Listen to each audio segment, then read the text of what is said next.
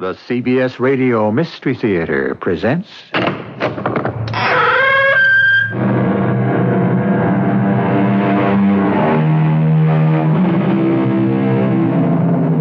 Come in. Welcome. I'm E.G. Marshall. We usually reproach people for talking about themselves, but why should we? And why shouldn't they?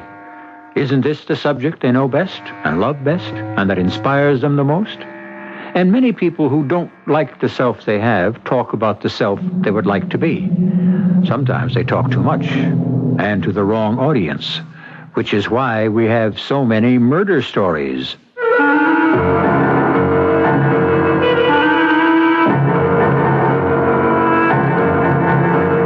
Our mystery drama, In the Name of Love, was written especially for the Mystery Theater by Sam Dan and stars Terry Keane and Norman Rose.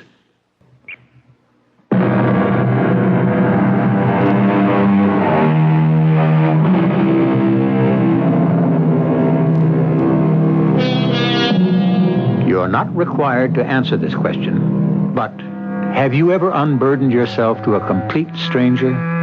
A chance-met seatmate, perhaps, on a plane or a train? Told someone you've never seen before and will never see again intimate personal details that you've kept secret from even your closest friends? As I said, you are not required to answer. The huge supersonic jet is being wafted through space between Paris and New York. Aboard, up forward, in the luxurious first-class lounge, sits a well-groomed, attractive woman. Next to her, a well-groomed, attractive man. The two, who just happen to be sitting near each other, are whiling away the journey with polite, meaningless small talk. I suppose we take it for granted by now. Take what for granted? Oh, this, what we're doing. How we can travel across the Atlantic in practically the twinkling of an eye. I don't know. I made better time last trip. No, did you? Yes. I have a luncheon date. I'm going to be late. That's too bad. No great tragedy. Missing a meal now and then is hardly the worst thing for one's diet. I suppose so. Actually, it's a blessing. A what? Oh, that isn't important. No, I heard what you said. It just sounded rather peculiar. I beg your pardon. Oh, please forgive me. It's just that sometimes someone says something and it strikes a chord. In this case, a discord. Well, what did I say? Well, it doesn't matter. But I really should explain, I suppose. Explain what? Well, I just wasn't prepared to hear anyone say that missing a meal could be a blessing. To imply that food could be something that's inconvenient or troublesome. Not while there are people who are dying of starvation. I'm sorry. I shouldn't have said that. It seems to have offended you. Offended? Or perhaps that wasn't the correct word. I was in Europe just now to take part in a conference on, I suppose I might just as well call it by its right name, starvation. I'm upsetting you. Well, now that you've participated, have you solved the problem? Well, I don't think we'll ever solve the problem. Not in the foreseeable future, at any rate. Are you a professional in the field, a fundraiser or a functionary of one kind or another? No. I'm just a volunteer businessman. I feel that people should devote a portion of their time and effort and money to just helping out. Very commendable. It's been very nice talking to you, but now if you'll excuse me. I'm sure that really isn't true. I'm sure it hasn't been nice talking to me. And I'm sorry. You must let me explain. What is there to explain? I don't want you to go away thinking that I'm a fanatic of some sort. I had a very shocking and moving experience. What I'm trying to say is that in the ordinary way, I don't make people uncomfortable. Well, that's certainly in your favor. This conference I attended, you know, it opened up a world I never knew existed. I may have been aware of it. I suppose we all are, but I mean, to be confronted with it was just too much. Oh, well, I hope you'll feel better soon. Well, I don't know if I'll ever really feel better again. As I said, it's been nice talking to you. Goodbye. Goodbye. No. Just a moment. I resent your attitude. What? I'm sorry. I didn't You mean to. spoke to me as if I were Marie Antoinette. Qu'il mange de la brioche. Let him eat cake. I am very aware of the cruelties and the suffering of the world. Look, I had no intention Oh, of... yes, you did. So eager to flaunt your newfound social conscience. Your heart aches so much for children. Do you have any of your own? Well, I never married. I was always too busy. Making money, no doubt. Yes, I confess. You don't have to confess anything to me. You see, I at least have a child, and I adopted her when she was 6 years old. Today, she's a lovely young lady of 20. You're very fortunate. I envy you. A daughter. Do you have a picture? A picture? Yes. Yes, of course. May I see it? Why? Because if she's yours, she must be beautiful. Oh, how can I resist that? Wait. Oh, yes. Beautiful. You know, somehow she looks familiar. Familiar? Could I have seen her somewhere? Most kids today look very much alike, the way they wear their hair and dress. Yeah, that's true. What's your name? Maureen. Oh, yes. Beautiful girl. Lovely name. Yes. And it's not just on the outside. She's really a most unusual girl. Ladies and gentlemen, please fasten your seatbelts to prepare for our landing in New York City. Oh, that's the voice that literally brings me back to Earth. Once I get started on my daughter. Yeah, I understand. Well, what a fortunate woman you are. Well, goodbye. And it really has been nice talking to you.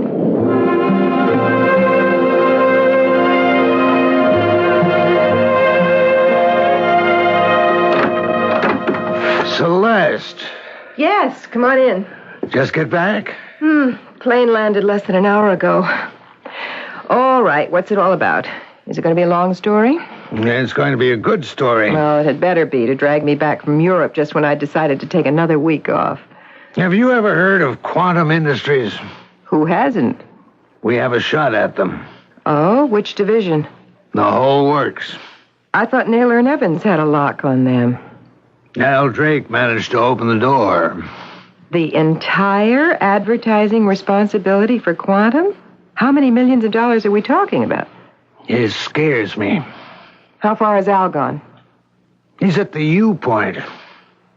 The me point? It's time for your thing. You have to go in for the kill. Well, what's the program? Now, let me pull together Al's notes. Won't take me a minute. Take at least 5. I have to make an important call. Yes, ma'am? And I am not to be interrupted. Don't tell me you finally met somebody over in Europe. No, I didn't meet anybody. Well, that's too bad. It isn't too bad. It's too late. You're still a delectable woman. Close the door on your way out. Sure.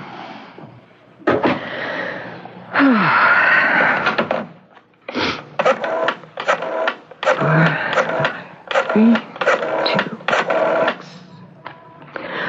2, Darling. Yes, it's Mother. I know, finally. I just got back.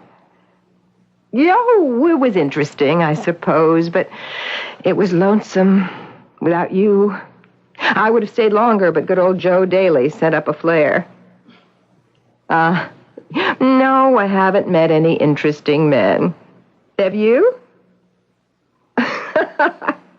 Well, let's talk about it at dinner. Oh, no. I won't let you break a date just so you can eat dinner with your old mom.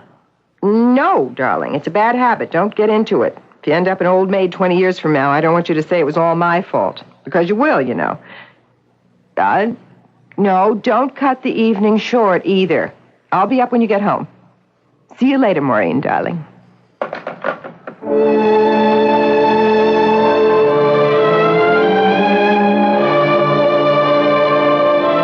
Let me brief you on Quantum. Fine. Who makes the decision? Roger Carlson. Roger Carlson.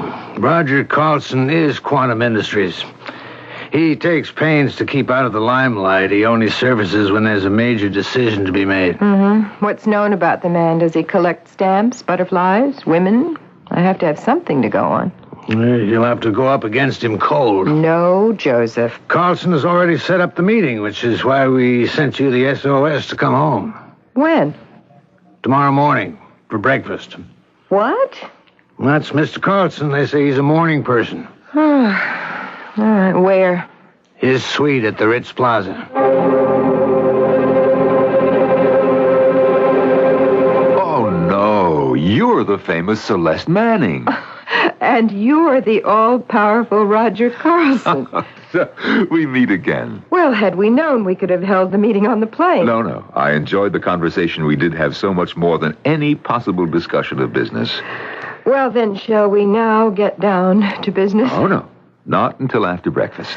Oh, may I present Joe Daly, who will be able to supply us with any document that may be required? How do you do, sir? Hello, Joe. Well, why don't we sit down? Dare I say that it's a small world?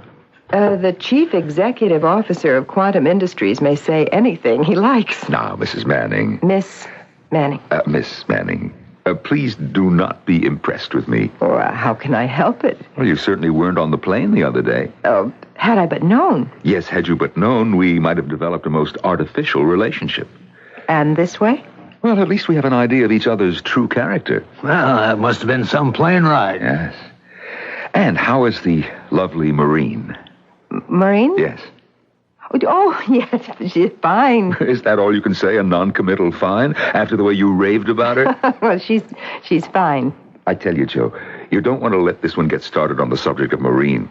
But I guess you know that already. Have you met young Al Drake at our company? Yes, and I was impressed enough to take your outfit seriously. Well, you'll discover that we're completely equipped to handle everything. Yes, I've already ascertained all that. But this is business, and we're still at breakfast. And I make it a rule never to combine the two. And I'd rather discuss Marine. What a lovely and unusual young lady she is. Excuse me. Yes. Later. Well, why can't it wait? Oh, I see. All right, hold on. Well, you see, I no sooner tell you that I have a rule and I'm forced to break it. Will you excuse me for just a few minutes? I have to take this inside. Celeste. Celeste, what did you tell this guy? What did you tell him? What did she tell him? We were listening very closely.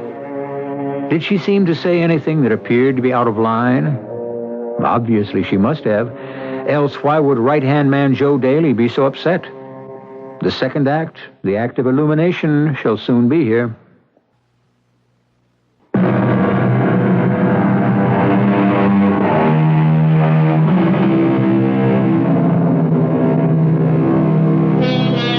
When lonely strangers meet, who can tell which one is indiscreet? Obviously, the poet doesn't know. Do we? Perhaps this is why we seek to exchange confidences with strangers, so that we may commit indiscretions with impunity. Has our Miss Celeste Manning been indiscreet lately? Obviously. Celeste, what did you tell Roger Carlson on that airplane? Nothing. But, who is this Maureen? Joe, just forget it. Well, if you say so. But it seems I'm supposed to know about her. I said to forget it. Now, let me worry about it. Okay. I just wish I knew what's going on. What's all this about a Maureen? I believe we have the top people in every category. Research, creative, administration, marketing. Now, wait a minute. You don't have to push so hard. You've got the account. Oh, thank you. We've been watching you over the past 2 years. We've seen how you work. Oh, there'll be considerable negotiating and all that sort of thing to go through, but you and I have people who handle those details. Yes. Leaving us free for grand strategy.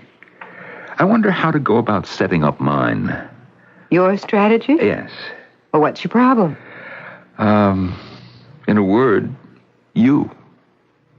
Me?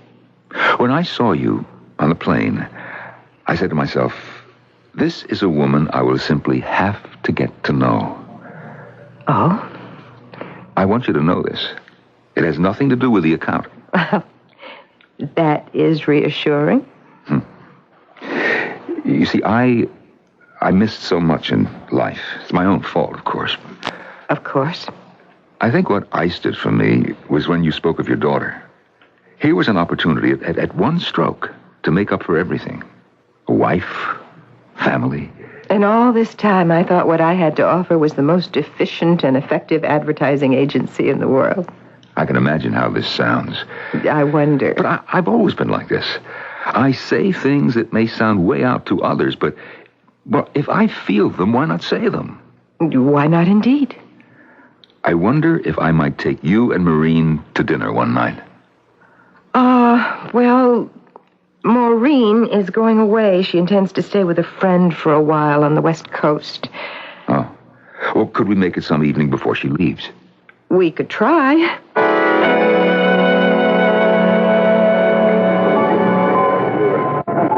Are you having a problem, Mr. Carlson? Is it that obvious? Yes. I know you asked me to lunch for a purpose. Well, quite frankly, I'm in love with your boss. Well, that's obvious. That's a relief. Now we can get to it. You know, I cannot get to first base. You're not the only one. What am I doing wrong? Nothing. It's just that she was always too busy for romance. And now she thinks she's too old. But it isn't true. Well, that's what she thinks, so for her, it's true. There must have been romance in her life, at least once. Why do you say that? Well, she has a daughter. Who has a daughter? Who are we talking about? Celeste. Celeste doesn't have a daughter. She doesn't have a daughter named Maureen. Maureen. Now, just a minute, Joe. What is going on here? Does Celeste have or does Celeste not have a daughter? Well, she... Joe, there is no percentage in lying to me. Does she?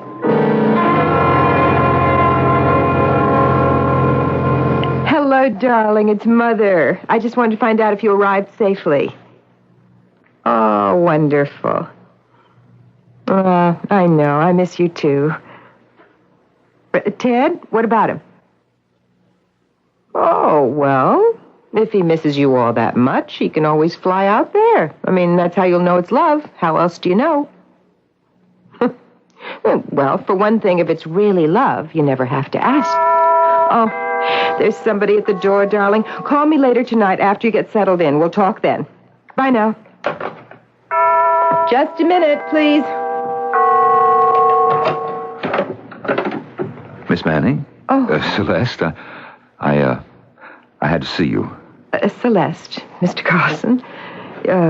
All right, come in. I have to talk to you. I discuss business during office hours. Well, I haven't come here to discuss business. Well, what else is there to discuss? You know how I feel about you. I'm sorry, Mr. Carlson. I'm sorry, too. I have never been in love. And when I did fall for the first time, it had to be with a woman like you. I didn't ask you to fall in love with me. You are a clever woman. The way you worked me over on that airplane. On the airplane? When you found out how I felt about children, you played your trump. You told me about your daughter. Your daughter, I might add, who does not exist. What are you saying about Maureen? I am saying you do not have a daughter named Maureen, nor a daughter named anything else. You knew who I was all along. Maureen was just a ploy to capture my attention, to enlist my sympathy. Get out of here. Well, it doesn't matter. Did you hear what I said? You do not have a daughter, but it doesn't matter. I don't care. How dare you? Shall I tell you who Maureen is? You leave and you take your account with you. Maureen is a fantasy. That's a lie. Is it? Maureen exists. Oh, of course she exists. She's flesh and blood. Yes, but not yours. Oh, I put it together. It occurred to me that picture, why did it look so familiar? Where had I seen that breathtakingly beautiful face before? Of course, she's Maureen Lovell, the movie star. You don't know what you're talking about. You said you had adopted her when she was 6. Well, that's when you would have first noticed her. That is when she made her first picture. Please, don't say another word. You adopted her in your mind, in your fantasy. There's a whole life you share with this girl in your mind. Am I telling the truth? Yes. Yes. What's the difference? Because the truth is important. To whom? And for what? Does the truth let you sleep better at night? Does it make you happier? Celeste, I am only trying. Who is asking you? Who needs you? Who sent for you? Look, let's be realistic. You can be as realistic as you please. As far as I'm concerned, she is my daughter.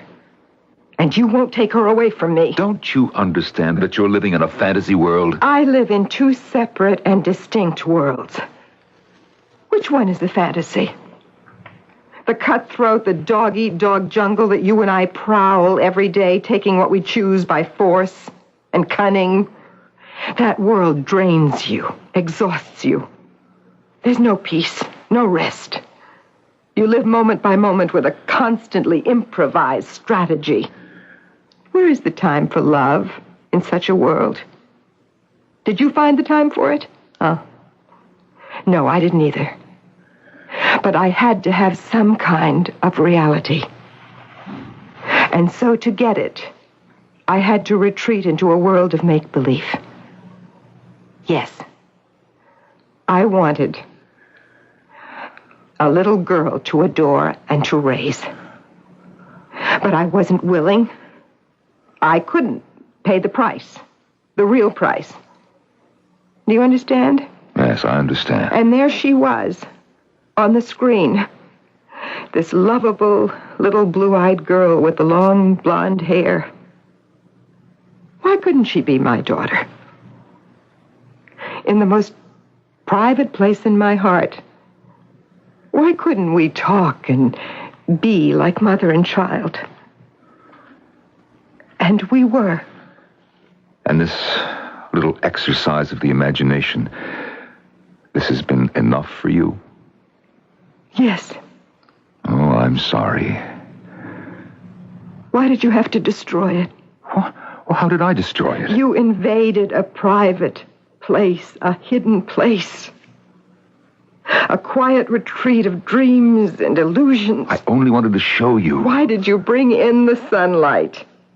The harsh, blinding, burning sunlight. Celeste, I want to help you. Help me.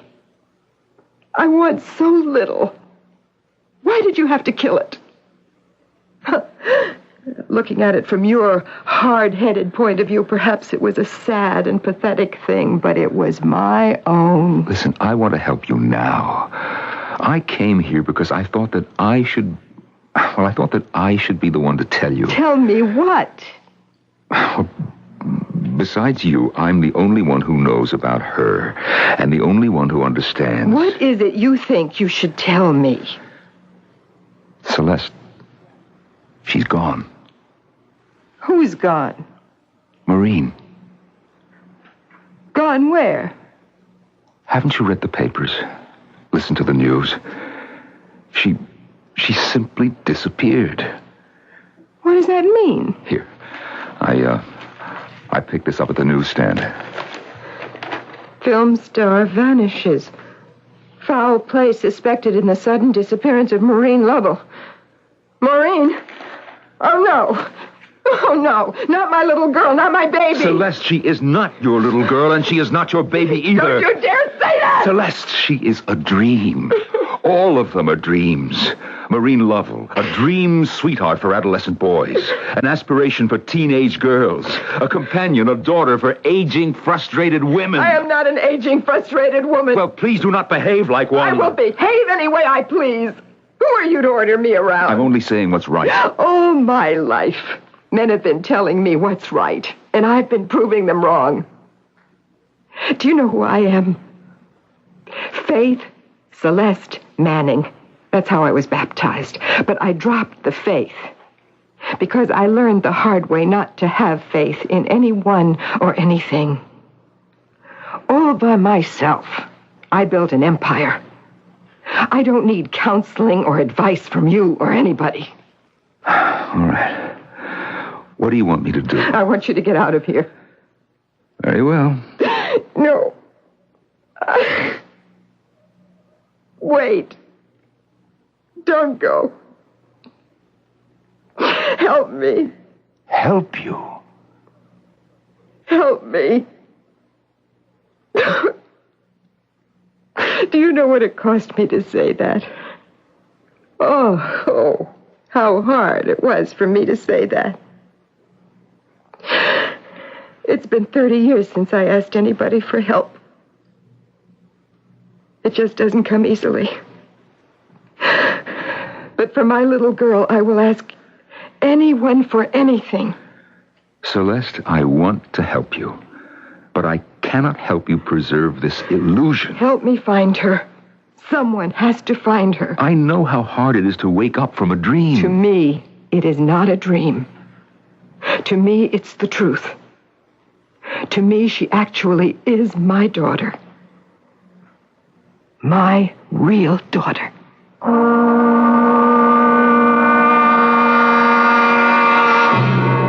And so our mystery deepens. The word real implies flesh and blood, no? Is there that kind of connection between Celeste and Maureen Lovell? Once again, we must define a word which simply defies definition. Real. But that's the task of Act 3.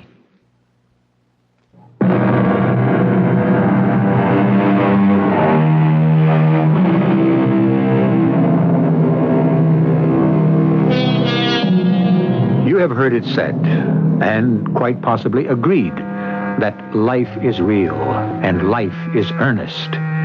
But like most taken-for-granted statements, this one is usually more honored in the breach.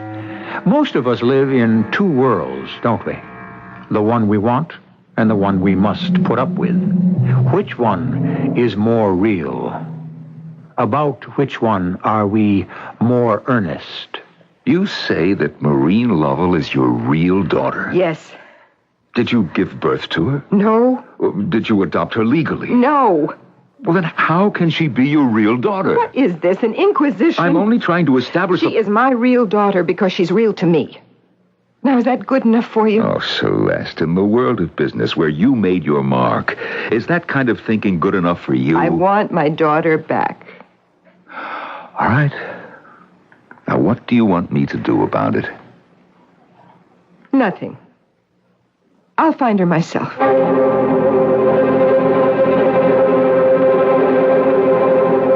And what is it that you want to see me about, Mr. Jenkins, is it? Yes, Mrs. Manning. Mr. Carlson told me to report to you. Obviously. If you hadn't used Mr. Carlson's name, you'd never have gotten in here. I'm sure. I'm sorry. I'm having a bad time. I understand. How could you possibly understand? Well, I'm used to it. By the nature of my profession, I usually get to see people who are having a bad time of one kind or another. I'm a private detective. Oh. Mr. Carlson asked me to look into the disappearance of Miss Maureen Lovell. Have you found any clues? I'm sorry. No. Then nobody knows where she is or if she's been kidnapped. At this point, I would rule out kidnapping. Why? We would have had a ransom demand. But she is gone. Why? How? With Maureen Lovell, anything is possible. I don't know what that means. I suppose you could say that the private life of Maureen Lovell was one of the best-kept secrets in the business. Yes? Everyone's little blue-eyed, blonde-haired sweetheart. The cheerful, wholesome, all-American next-door beauty. Would you please get to the point? None of it was true. All of it was a public relations smokescreen. And Miss Manning, I don't know how they could have kept the lid on it. Well, I do. If you spend enough money, you can buy any image you like. And they did. How bad is it? Everything. You name it, she's done it. Of course, now the drugs are the worst. If you want my opinion, they spirited her away someplace. I guess it was getting out of control. I see. Is that all you have to say to me? At this time, yes. Then thank you, Mr. Jenkins. Good day. Good day, Miss Manning.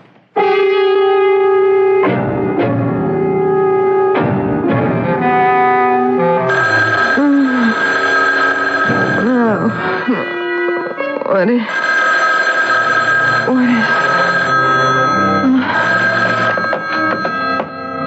Hello? Yeah. Maureen? Maureen! Where are you? Maureen? They told me everything. All about you. Everything. How could you do this to me? Maureen, tell me where you are. No, don't hang up. Maureen, I forgive you. Don't hang up. Don't. Maureen?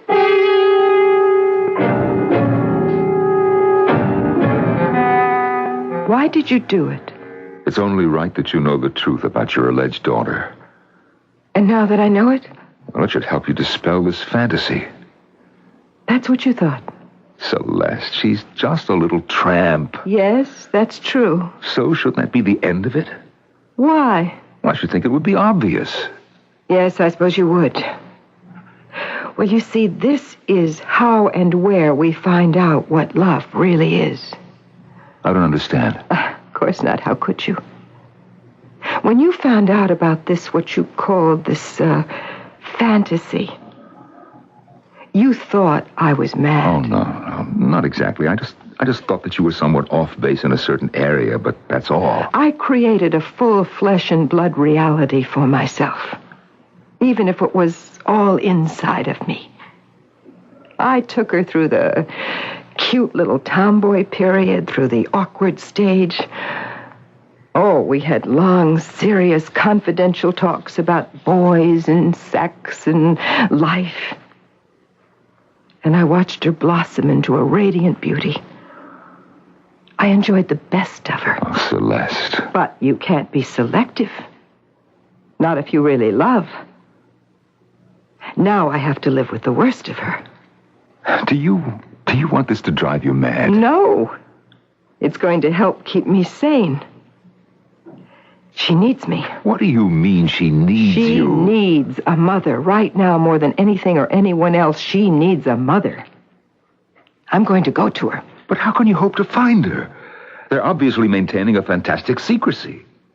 Do you know how many millions are at stake here? Your Mr. Jenkins can find her. Or I can hire my own Mr. Jenkins.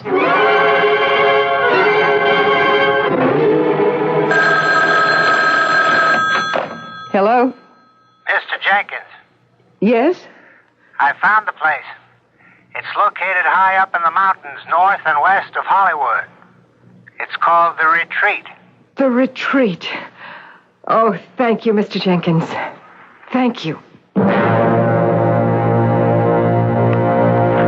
You wish to see me? If you're the director of this place, I am Dr. Cullen. How may I help you? I wish to see a patient. Oh, we don't have patients. We have guests. Well, whatever you call them. In any event, we do not permit visitors. You don't? That is why they are here. To separate themselves completely from an intolerable environment. I demand to see Maureen Lovell. I am sorry.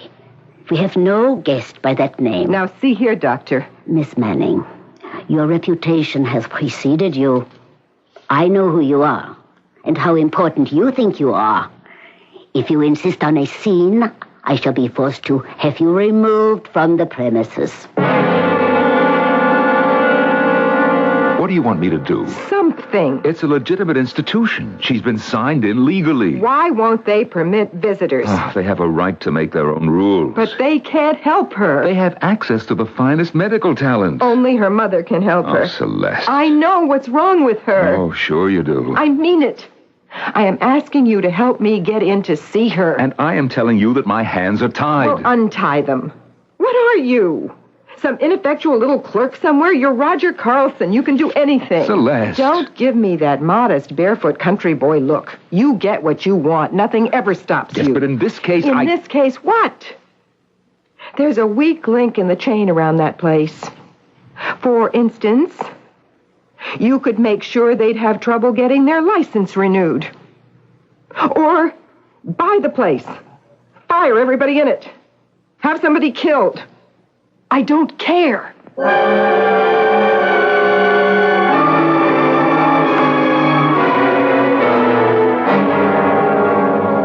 This way, Miss Manning. Thank you, Doctor. I must be frank. I have been compelled to do this against my best medical judgment. Yes, Doctor. I don't think you can do the patient any good. Have you been able to do her any good? She refuses to speak. She has shut out the world. It is all part of a reaction to a severe overdose of drugs. May I see her, Doctor? If you insist.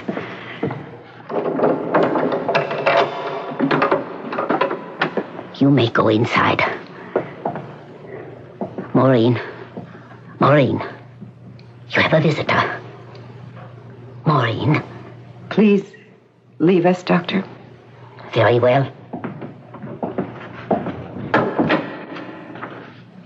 Darling, she's gone.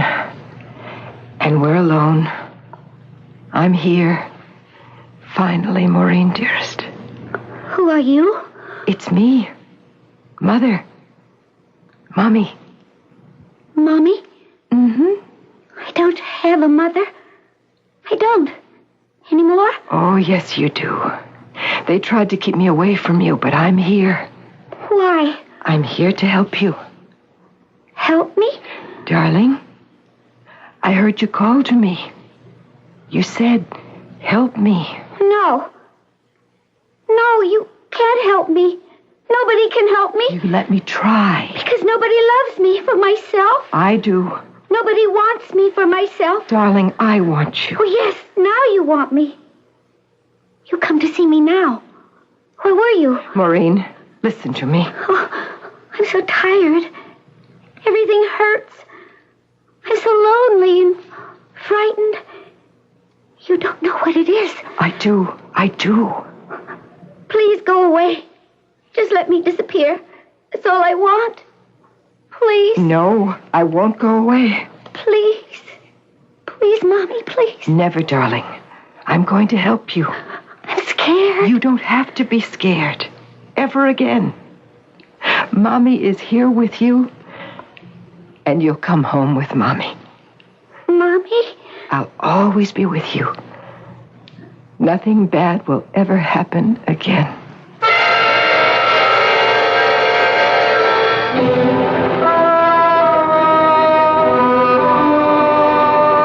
Mr. Carlson and I have come by to pick up Miss Lovell. Oh? Did you want to take her out for a drive? No, I thought we'd take her home for a while. Miss Manning, you deserve a medical degree of some kind.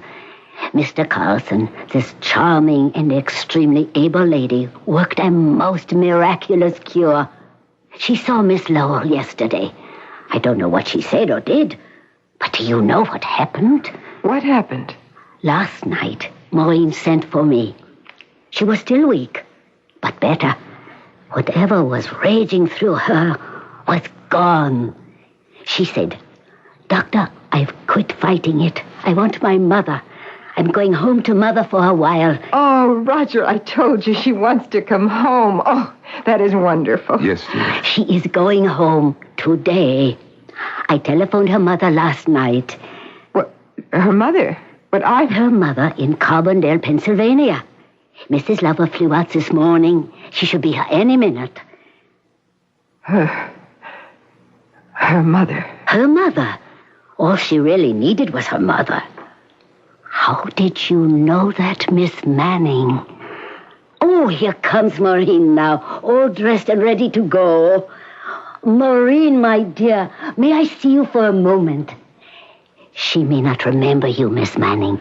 I think she believes she had a dream, and everything suddenly became clear to her. Yes, Dr. Cullen? I would like you to meet Miss Manning. How do you do, Miss Manning? And Mr. Carlson. How do you do, sir? Maureen? Oh, you look troubled, Miss Manning. Oh, but you shouldn't be. This is a very good place. They really do the job for you here. Oh, that's the taxi. And Mother's here. Mother, I'm coming. I'm coming. Miss Manning, are you all right? Miss Manning has had a hectic day. I think we'll just sit down for a moment in the lounge, may we? Of course. Celeste? Well, Celeste, are you ready for the real thing? It would be too hard. The make-believe's even harder. How about the real thing? It's too late. It's too late for make-believe also. All the years were wasted. No, they weren't. You were a mother. What a foolish dream. But you made it real at the end. For the most important few hours of her life, you actually were her mother. Was I? Was I really? You saw the proof of it. She was saved by the way only a mother could save her. A lot of love is needed in this world. Celeste? Yes? Love, real love, starts with two people. And it radiates from there all over the whole world. What do you say, Celeste? The question is, can a billionaire industrialist find happiness with a millionaire advertising executive?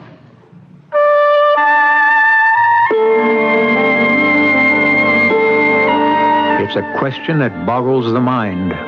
But somehow, I believe it's in line with the old saying by Mr. Virgil, love conquers all, so therefore, let us all surrender to love. What is the moral of our story? Any love, even if it exists in the imagination, is better than no love at all. I shall return shortly.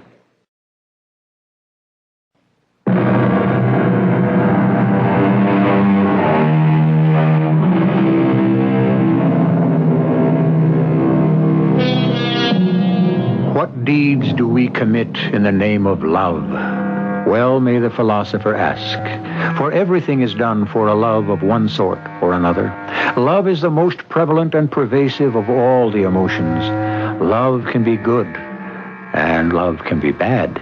But whichever way it goes, we live with it. Don't the vows read, do you take each other for better or worse? Our cast included Terry Keane, Norman Rose, Robert Dryden, and E.V. Juster. The entire production was under the direction of Hyman Brown. This is E.G. Marshall inviting you to return to our Mystery Theater for another adventure in the macabre. Until next time, pleasant dreams.